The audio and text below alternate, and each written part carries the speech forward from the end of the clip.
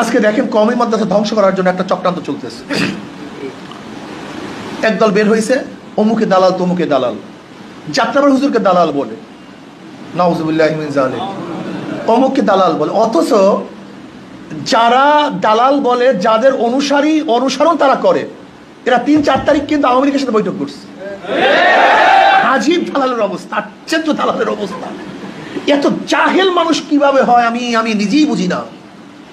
মানুষ এত বোকা হয় কিভাবে? কওমিয়ার ছাত্ররা তো অনেক গবেষণামূলক ছাত্র, তাহকিকমূলক ছাত্র, এরা তো তাহকিক করে।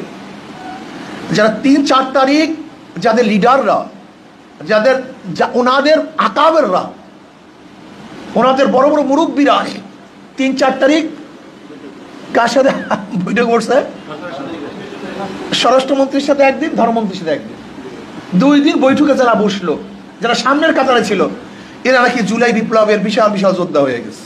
বিশাল বিশাল যোদ্ধা, বিশাল বিশাল। এরাই নাকি এখন মাহমুদ হাসান সাহেব দামাত বরখাত যে কোনো দিন বসেও নাই, জীবনভর চেষ্টা করছে সবাইকে রক্ষা করার জন্য, হেফাজত করার জন্য। উনি কোনো আওয়ামী লীগের কাছে মাথা নত করেন নাই, কিন্তু যারা মাথা নত করছে, চুক্তিবদ্ধ করছে, চুক্তিতে স্বাক্ষর করছে, এরা বিশাল বিশাল এখন আওয়ামী বিরোধী হয়ে গেছে। আর যারা আওয়ামী লীগকে